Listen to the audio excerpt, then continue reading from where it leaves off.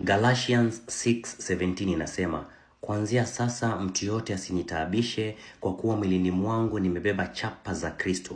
Kuna watu kwenye ulimwengu wa roho wako na chapa za kishetani, wako na chapa za kichawi, wako na chapa za kiganga, wamewekewa alama na mihuri ya hasara, wamewekewa alama na mihuri ya magonjwa, wamewekewa alama na chapa za kutolewa, wamewekewa alama za hasara, alama za umaskini, wamewekewa kwenye ulimwengu wa roho, wamemilikiwa, wamefungwa na wakatiwa alama mwilini mwao. Wakishika kitu kinapotea, wakipata pesa inapotea, akipata mchumba anapotea, maana kuna alama umewekewa kwenye ulimwengu wa roho. Kitabu cha Isaiah 5:14 inasema, kuzimu kumepanua mdomo, kumeongeza tamaa yake na imepanua mdomo. Kwa sababu ya alama, umewekewa alama ya mauti, kuzimu imekupanulia mdomo. Unapata kila mara karibu upate ajali, kila mara watu wanakukataa, umepanuliwa mdomo na kuzimu ya hasara.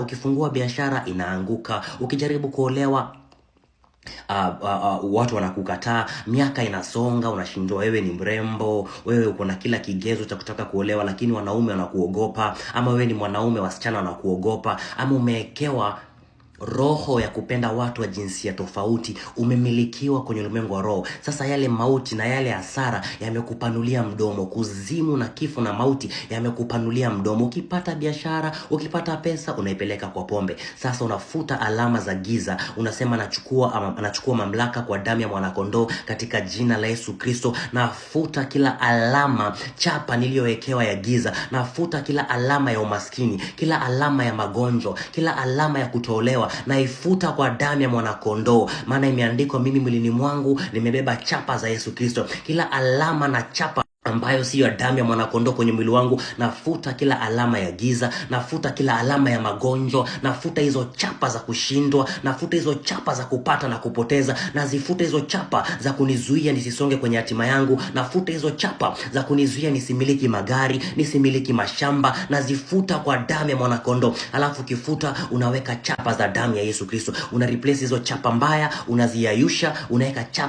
chapa kamili, chapa ya damu ya mwanakondoo.